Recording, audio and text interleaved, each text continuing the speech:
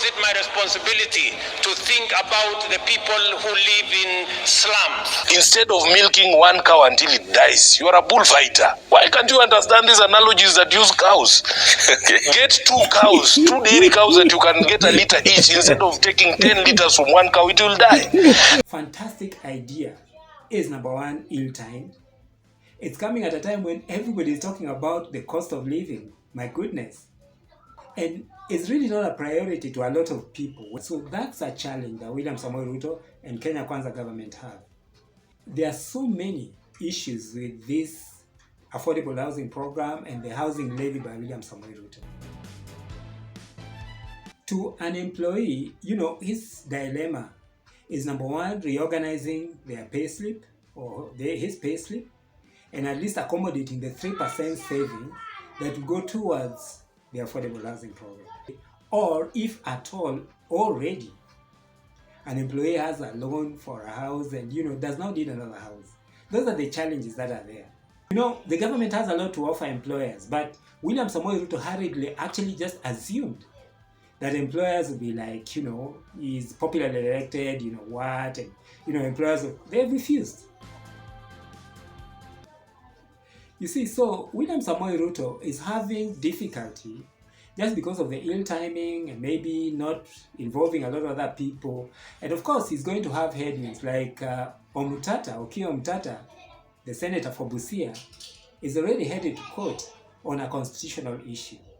You see, so this hurried kind of approach and, William Samoe Ruto's inability to actually even reach out to the opposition as a whole, not Atwoli, has made this program or this project have hiccups.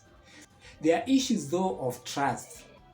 The way he does it really matters. And if anything happens and he's quite unable to bring it out the way he should have, and this is what I can see because he's so determined to get the affordable housing program on, William Samoe Ruto is not going to bring it to the scale that he wanted, where it will be a national thing, which is essentially even creating jobs and, kind of oiling the economy. That is right now kind of, stuck.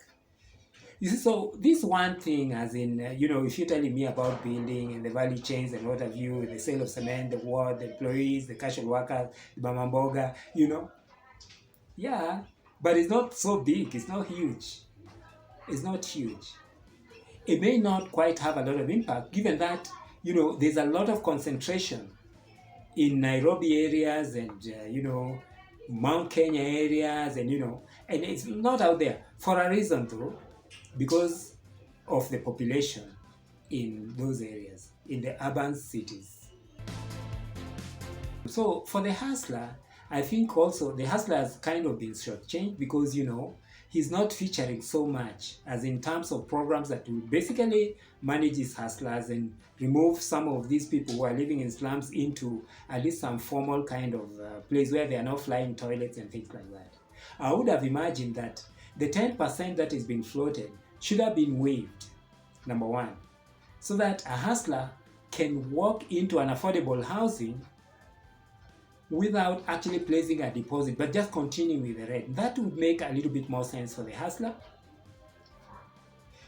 and, for them to directly benefit from this.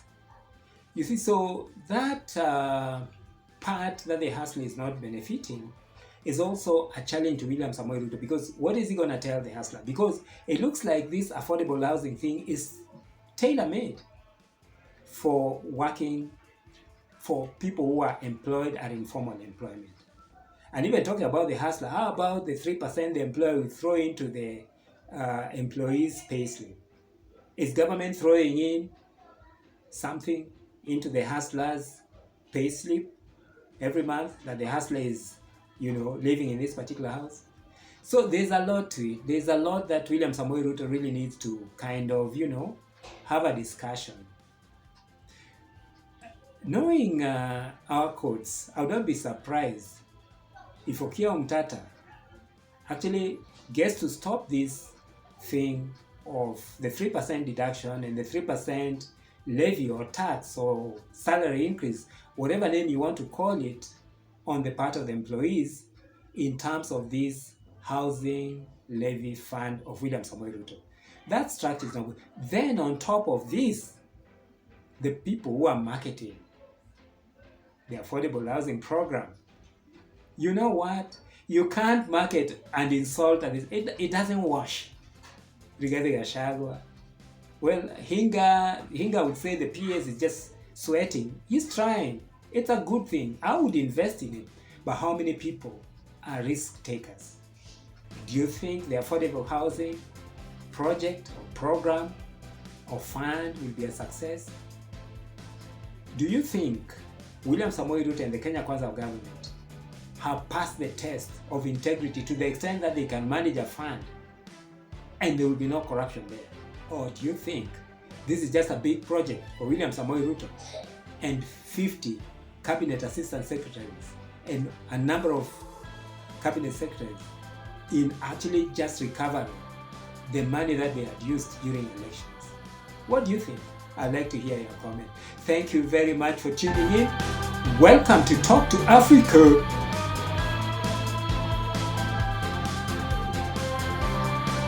My name is George.